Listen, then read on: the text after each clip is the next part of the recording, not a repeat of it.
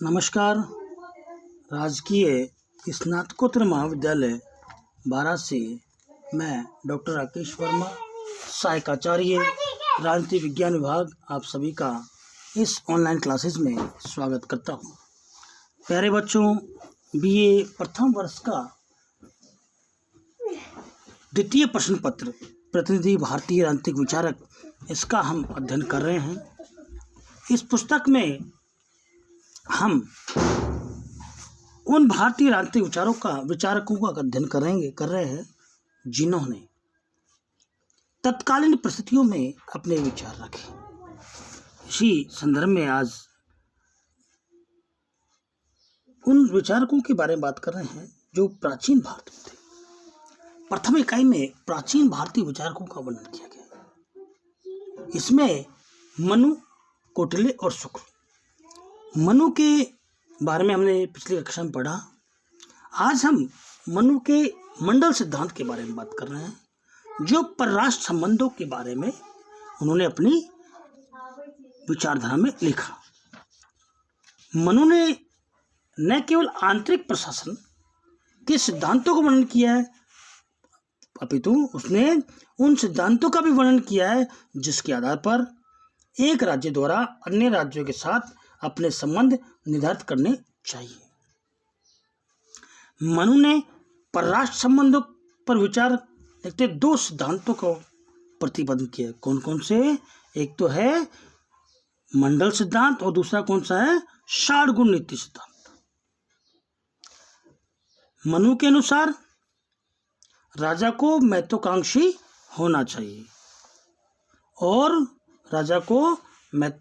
होना चाहिए तथा उसे क्षेत्र विस्तार के लिए निरंतर प्रयत्नशील रहना चाहिए। इस दृष्टि से राजा को मंडल सिद्धांत के आधार पर दूसरे राज्यों के साथ संबंध स्थापित करने चाहिए। मंडल सिद्धांत का केंद्र बिंदु विजिगीषु राजा, विजय प्राप्ति की इच्छा रखने वाला राजा होता है, और विजिगीषु राजा को केंद्र मानकर 12 राज्यों के मंडल की रचना की गई। मनु की मानता है कि एक राजा को पड़ोसी राज्य स्वाभाविक रूप से उसका शत्रु राज्य होता है। दूसरी स्वाभाविक बात यह है कि मित्र का मित्र या शत्रु का शत्रु तो मित्र होता ही है, लेकिन शत्रु का मित्र शत्रु होता है। विजिगीषु राजा के राज्य की सीमा से लगा हुआ जो राज्य होगा वह अरि शत्रु राज्य होता है। विजिगीषु के राज्य की सीमा से दूर किंतु उनके पड़ोसी राज्य से मिला हुआ राज्य मित्र होता है। कहने का आशय है कि अपने निकटतम पड़ोसी राज्य का राजा शत्रु, उसके आगे का मित्र और उससे आगे का अरि मित्र, इस प्रकार क्रम ये 5 राज्यों में चलता है। विजिगीषु के सामने वाली या आगे की दिशा में ये 5 राज्य होते हैं। कौन सा? अरि मतलब हमारा शत्रु, फिर अरि शत्रु मतलब हमारा मित्र,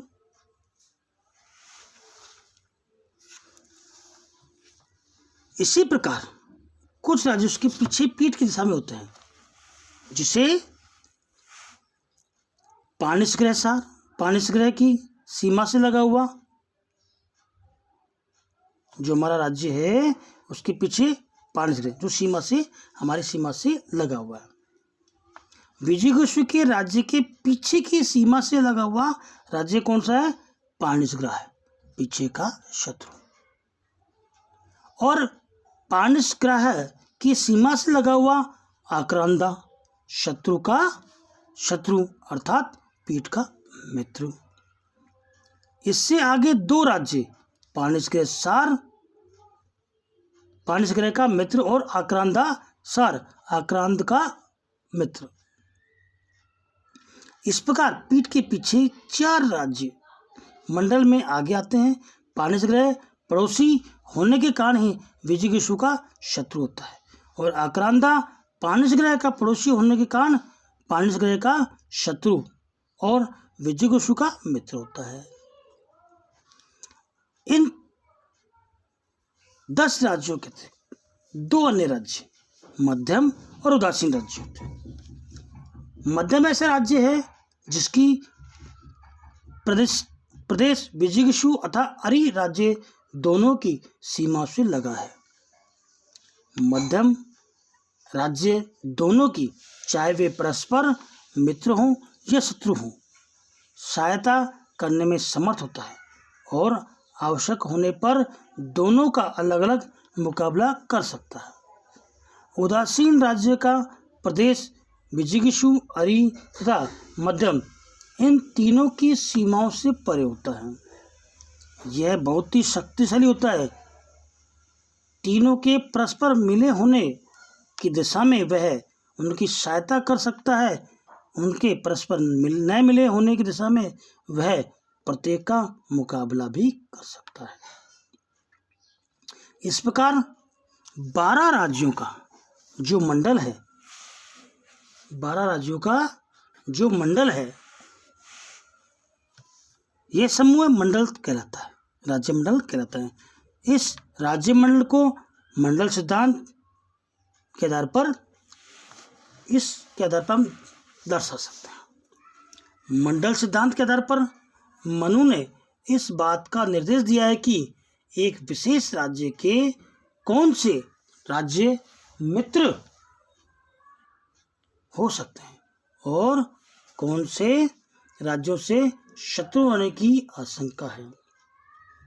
राजा को अपनी नीति और योजना इस तथ्य को दृष्टि में रखते हुए ही निर्धारित करनी चाहिए।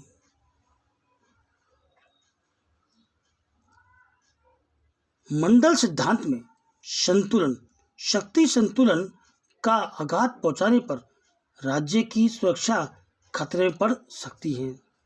अतः राजा को ऐसी नीति और योजना अपनानी चाहिए कि शक्ति संतुलन सदैव उनके पक्ष में बना रहे। और मनु ने प्रत्येक राजा का यह कर्तव्य माना है कि मंडल सिद्धांत के आधार पर जो राज्य उसके मित्र हो सकते हैं वह उनके साथ मैत्री संबंधों को बनाए रखें और सुदृढ़ करें। मंडल सिद्धांत के आधार पर जो राज्य उनके शत्रु होते हैं उन राज्यों को कमजोर करें और शत्रु राज्यों को इस प्रकार से नियंत्रित करें कि वे शत्रु के रूप में सक्रिय होने का साहस ना करें। यहाँ मंडल सिद्धांत में, मनु के मंडल सिद्धांत में देखते हैं कि स्वयं को पहले बीच में लो, आप खुद को राजा माने और मन में बात रखें कि मुझे हमारे राज्य का विस्तार करना है और हम किस आधार पर, किस सिद्धांतों के आधार पर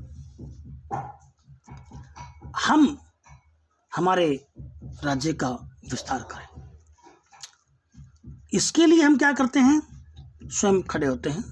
फिर आगे देखें आप, जो फर्स्ट राज्य होगा, जो हमारी सीमा से लगा होगा, हमारा निकटतम पड़ोसी होगा, वो हमारा शत्रु होगा। शत्रु के पीछे कारण ये होता है कि जो विजिगीषु राजा है वो अपने राज्य का विस्तार करता है। जब राज्य का विस्तार करता है तो दूसरे राज्य की सीमाएं हैं वो कम होती है। खेत में हम देखते हैं कि हमारी जो खेत की सीमा है उसको हम बढ़ाते हैं तो दूसरे खेत की सीमाओं से सटीक होने के कारण हमारी उस खेत वाले से लड़ाई होती है। तो यहाँ ही बात सामने आती है कि प्राचीन भारतीय विचारकों ने पहले कह दिया कि हमारा पड़ोसी हमारा मित्र नहीं हो सकता। वो हमारा शत्रु होगा। और जो हमारा शत्रु राज्य है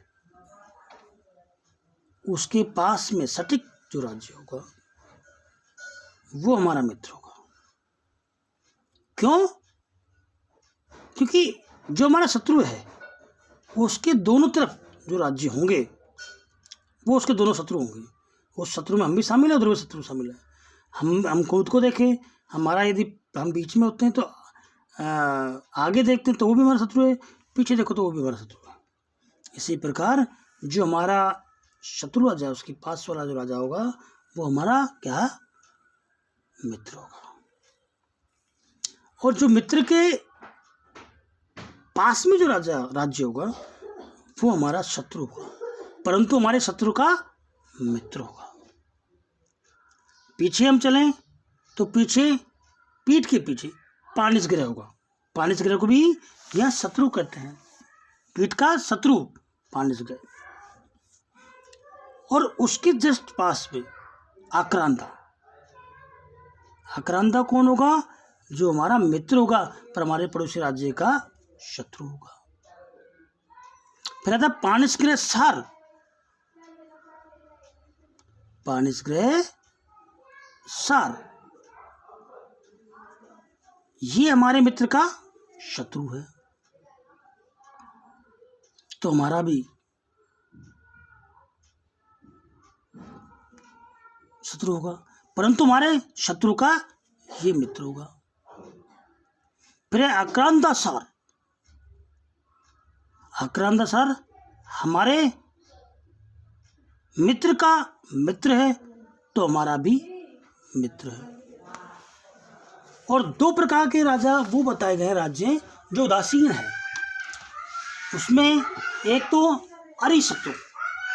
अरिशत्रु जो विजयगुषु राजा होता है उसका मित्र, और एक होता है अरिमित्र मित्र विजयगुषु राजा का शत्रु।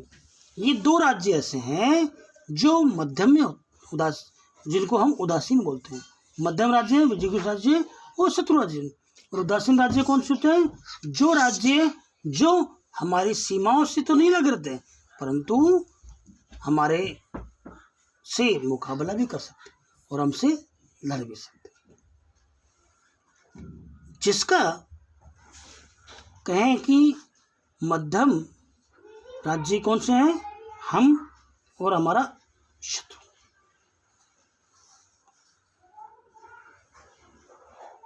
और उदासीन राज्य कौन से? जो हमारे से युद्ध भी कर सकते हैं। ये हमसे मित्रता भी रखते हैं, हमसे शत्रुता भी रख सकते हैं। सहायता करने में समर्थ होता है और आवश्यक होने पर दोनों के साथ अलग अलग मुकाबला भी कर सकता है। उदासीन राज्य का प्रदेश विजयगुषु और अरि तथा मध्यम इन तीनों की सीमाओं से परे होता है और यह बहुत शक्तिशाली होता है, जैसे अमेरिका, रूस। ये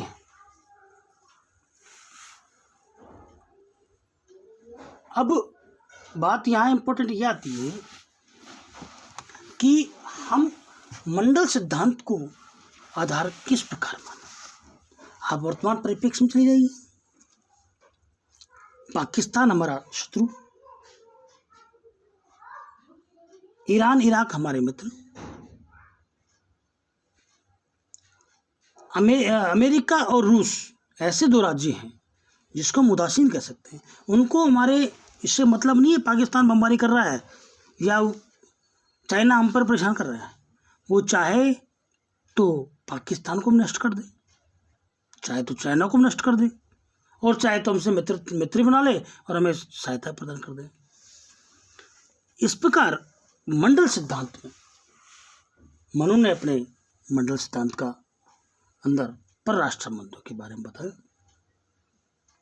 और उसके आधार पर विदेशिक नीतियों का संचालन करने की हमें निर्देश प्रदान किए।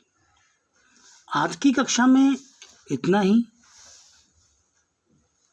इस ऑनलाइन क्लासेस में सभी का धन्यवाद।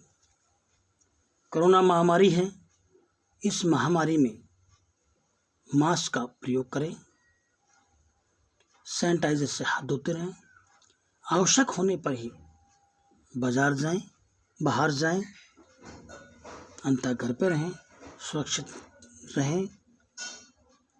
वैक्सीन आने तक, इसका टीका आने तक हम आपसे ऑनलाइन क्लासेस की मार्फत आपसे मिलते रहेंगे। किसी प्रकार की कोई समस्या हो तो फ़ोन करें। आपको वीडियो कैसा लगा इसके बारे में आप कमेंट बॉक्स में लिखें। कुछ समझ नहीं आता है तो क्लासरूम में जैसा ही कि खुलेंगे तब आपसे मुलाकात होगी। आप डिस्कशन करने के लिए आप कॉलेज आ सकते हैं। सभी का धन्यवाद। Thanks for all. धन्यवाद।